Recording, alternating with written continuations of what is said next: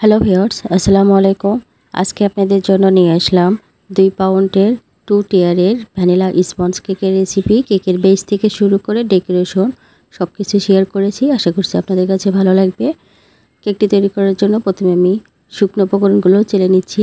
এখানে একটা মিক্সিং বলে নিয়ে নিচ্ছি 1 কাপ পরিমাণ ময়দা, 2 টেবিল চামচ পরিমাণ নিয়ে নিচ্ছি কর্নফ্লাওয়ার, 1 চা চামচ পরিমাণ নিয়ে নিচ্ছি বেকিং পাউডার আর 1/4 চা চামচ পরিমাণ নিয়ে নিচ্ছি লবণ। তো এখন শুকনো উপকরণগুলো চেলে নিচ্ছি। তো চেলে নেওয়া হয়ে গেলে একটা স্প্যাচুলা দিয়ে ভালো করে মিশিয়ে নিচ্ছি। মিশিয়ে নেওয়া হয়ে গেলে এক সাইডে রেখে দিচ্ছি। আর এদিকে একটা মিক্সিং বলে স্বাভাবিক তাপমাত্রায় থাকা 4টি ডিম নিয়ে নিচ্ছি। আর ডিমের কুসুমটা কিন্তু আমি আলাদা করে নিচ্ছি। তো আপনারা চাইলে কিন্তু ডিমের কুসুম সহ বিট করে নিতে পারেন। তো আমি সাদা অংশটুকু এভাবে বিটারে বিট করে নেব কিছুক্ষণ বিট করে নেওয়ার পরে দেখবেন সাদা অংশ কিন্তু ফর্মে ভাব চলে আসবে। এই পর্যায়ে আমি এখানে 3/4 কাপ পরিমাণ চিনি দিয়ে দিলাম। আর আপনারা মিষ্টি পছন্দ করলে 1 কাপ পরিমাণ চিনি দিবেন। তো চিনিটা আমি 2 থেকে 3 বার দিয়ে এভাবে বিট করে নিয়েছি একদম চিনিটা গলে আসা পর্যন্ত। তো চিনিটা গলে এসেছে। এই পর্যায়ে আমি যে কুসুমটা আলাদা করে নিয়েছিলাম সেই কুসুমটা দিয়ে দিলাম। আর এখানে 1 চা চামচ পরিমাণ ভ্যানিলা এসেন্স দিয়ে দিয়েছি।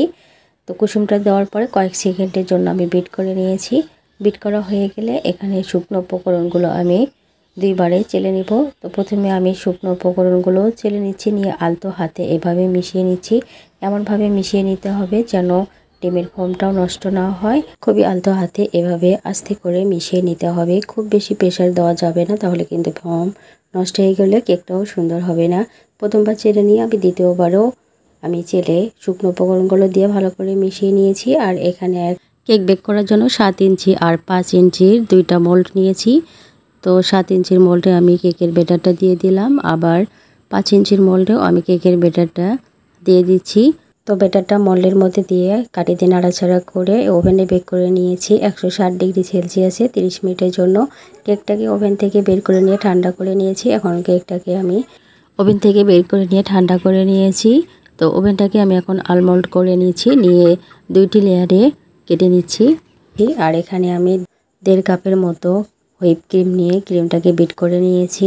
তো এখন একটা কেক বোর্ডে সামান্য পরিমাণ ক্রিম লাগিয়ে কেকের প্রথম লেয়ারটা দিয়ে দিলাম। আর এখানে আমি মিল্ক সিরাপটা দিয়ে দিচ্ছি। আপনারা চাইলে এখানে সুগার সিরাপও দিতে পারেন। মিল্ক সিরাপটা দেওয়ার পরে ক্রিমটা আমি ওপরে ভালোভাবে সমান করে দিয়ে দিচ্ছি। দিয়ে দ্বিতীয় লেয়ার কেকটাও আমি এভাবে বসিয়ে দেব। দিয়ে আবারও আমি মিল্ক সিরাপটা দিয়ে দিচ্ছি।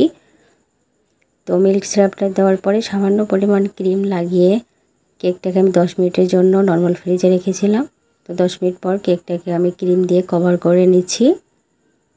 তো প্রথমে আমি সাইডে ক্রিম লাগিয়ে তার ওপরে ক্রিম লাগিয়ে নিচ্ছি। আর কেকটাকে এখন আমি ফিনিশিং দিয়ে নিচ্ছি।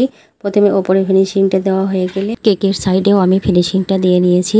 আর সেমভাবে আমি ছোট কেকটাও কিন্তু আমি রেডি করে নিয়েছি, নিয়ে কেকের ওপরে বসিয়ে দিলাম। আর এখানে আমি কিছু রোস্ট করে নিয়েছি। এখানে বেগুনি কালার ক্রিমের মধ্যে দিয়ে আমি এই রোজগুলো করে নিয়েছি। তো একটা একটা করে আমি রোজগুলো বসিয়ে দিলাম। তো রোজগুলো বসিয়ে দেওয়া হয়ে গেলে কেকের মাঝখানে আমি এভাবে বর্ডার দিয়ে দিচ্ছি, দিয়ে নিচেও আমি এভাবে ডিজাইনটা করে নিচ্ছি। তো এখন আমি গোলাপের মাঝখানে পাতা দিয়ে দিচ্ছি। তো পাতা দেওয়া হয়ে গেলে কেকটা কিন্তু আমার একদম রেডি। আপনাদের কাছে কেমন লেগেছে অবশ্যই কমেন্ট করে জানিয়ে দেবেন। আর ভিডিওটি ভালো লাগলে লাইক কমেন্ট শেয়ার করবেন। আজকের মতো বিদায় নিচ্ছি। আসসালামু আলাইকুম।